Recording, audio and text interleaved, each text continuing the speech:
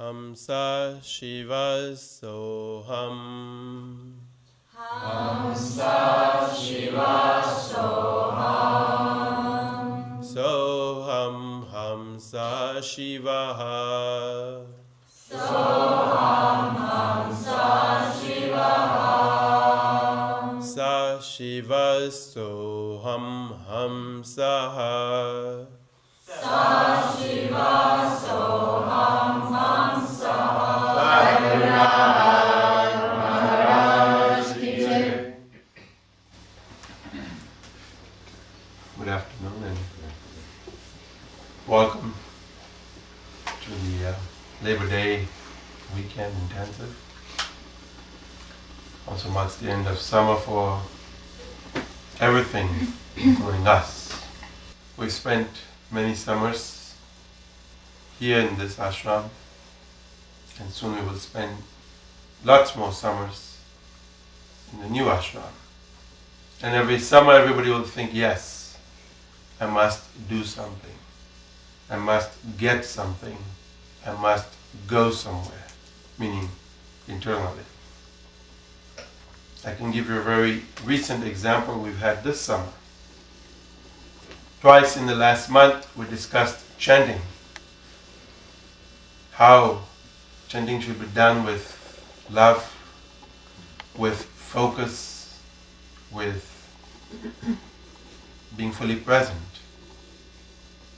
It had its effect for the next few days.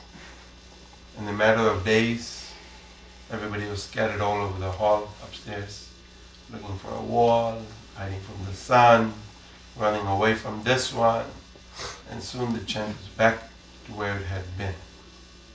And so once again, of course, just a few days ago we discussed it, that since it is a practice that we do together, and that it can bring so much fruit instantly, immediately, that if we could put forth a wholehearted effort, we all know what the outcome is.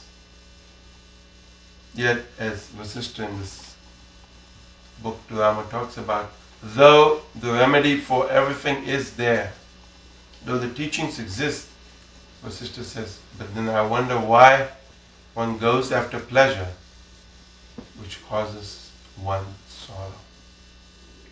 Meaning, why doesn't the individual human discriminate and reason with himself or herself, saying, I know the outcome of this action will not give me anything permanently. Yet, he who goes after it, pursues it, causing himself instant joy for a few moments, but in a permanent way, causing himself more sorrow. One constantly questions, a thought arises, one questions, where does this thought come from? What is the purpose of this thought? What is this thought going to do? And slowly, through inquiry, one reduces the number of thoughts, stuff that arises, bringing oneself to the unbroken flow of peace. So once you experienced contentment within yourself, once you know inside that that which I want can be experienced in a far greater way within myself, and there is nothing outside in this world which gives that experience, or through which one can have that experience. What is contentment? Vasishtha says, to renounce all craving for what is not obtained unsought. To renounce all craving for what is not obtained unsought, and to be satisfied with what comes unsought. So to run after something, wanting it, is not going to cause the experience of contentment, because that something could leave at some point, could go away at some point, or even attachment could arise saying, I found this. But to be satisfied with what comes unsought, without being elated or depressed. Because we can get excited that it's what I want, or we can get depressed that that is not what I want. I want it, but 10, 20 years down the road, not now.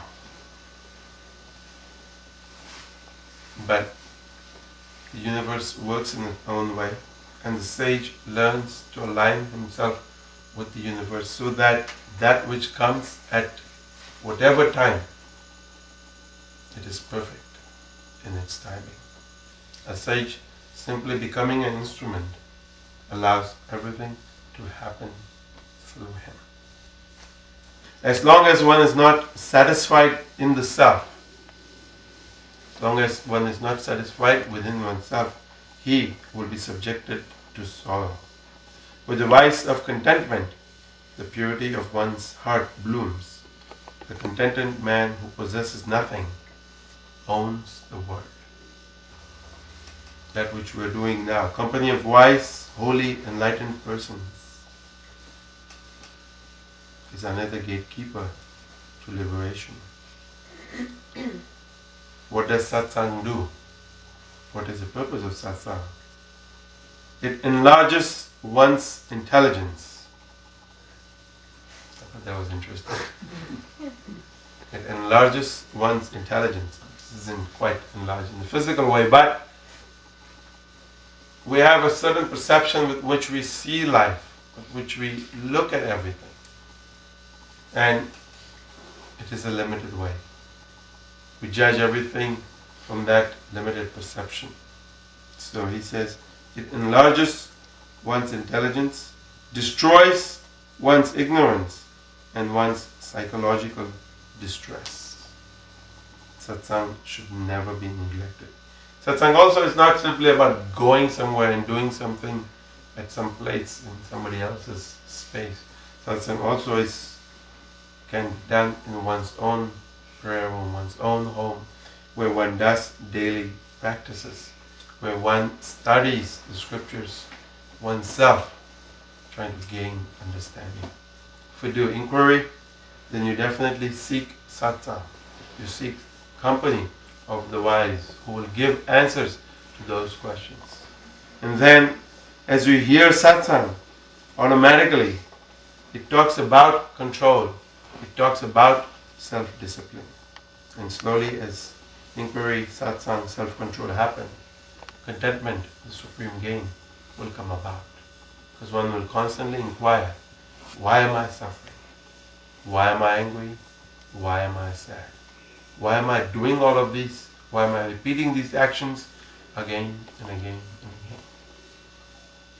And then one starts to seek the answers to those questions and slowly stops performing those actions. And then arrives at supreme contentment. Even as the ocean is the substratum of all the waves, direct experience alone is the basis for all proofs. So one should have the direct experience of the truth as it is. That substratum is the experiencing intelligence, which itself becomes the experiencer, the act of experiencing, and the experience. So, to achieve the state of contentment that the sister talks about, that power lies within us. We are able to, if we wish, if we choose, to be content. If we choose, we can be in misery. So, a simple flip of the mind, and you could be in one state or in the other. And it's very easy always to say, but it's not me, it's the body. It's the body that has these things. This is what's happening to the body, in the body. But if we really think of who is driving this body, it is that individual consciousness that dwells within this. So, leave you with these thoughts for the winter. Hope it keeps you warm inside. And maybe when we see you next time, we'll all be content. So Gurnath Maharaj ki jai. पशूनागं मृगमण्डलक्षेत्रे त्रिकथाम् इद स्वाहा कर्दमेन प्रजाभूता महितं भव कर्दमा श्रियं भासकमे कुले मातरं पद्ममारणीं स्वाहा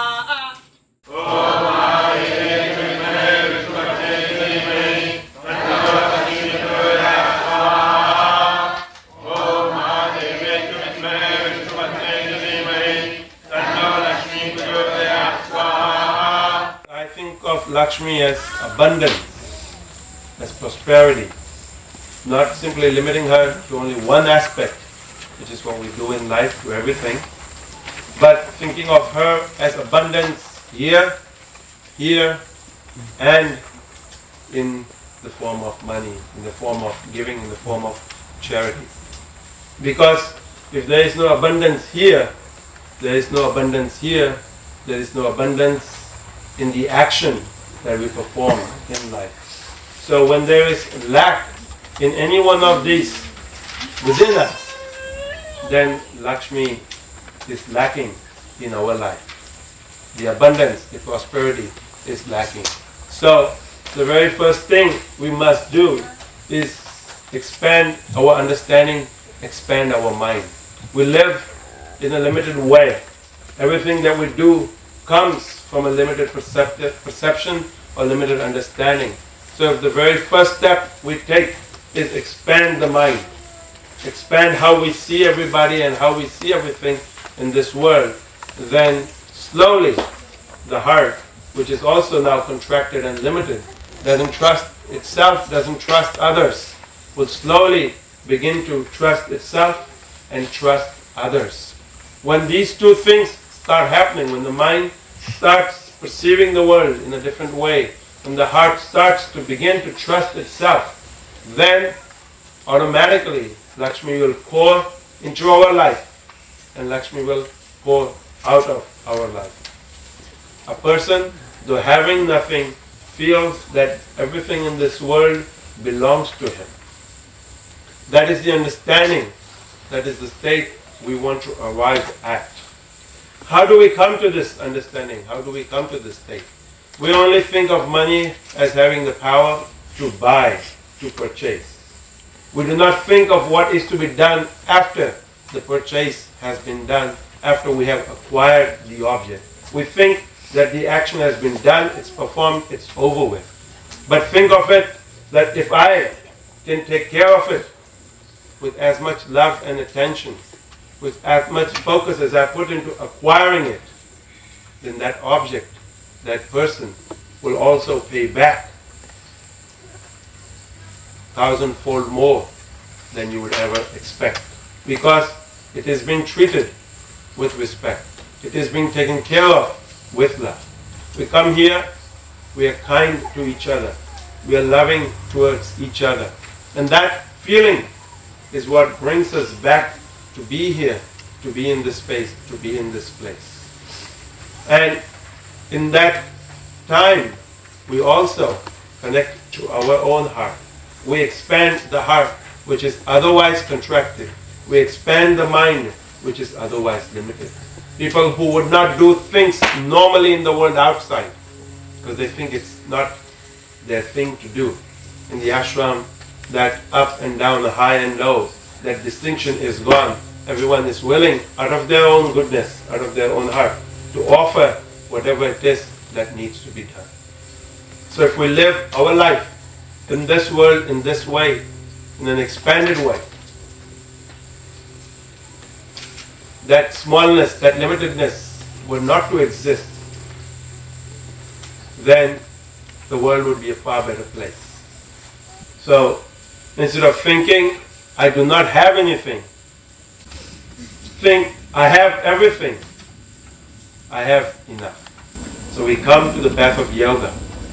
We come to the masters, to the Guru, to hopefully acquire some understanding, some grace, and change our perception of how we were, of how we are, and slowly become expanded and great like we think of them as. I take this opportunity on this last summer weekend to thank everybody who has come regularly, to those who have come here for the first time this weekend. We hope to bring in the new millennium at 2001 by having the new ashram ready. That is our wish, that is our prayer. We pray to Goddess Lakshmi that she blesses us abundantly, right? That the buildings that we need to create, the work that needs to be done, will be done according to the wish of the gods, according to the wish of the Guru.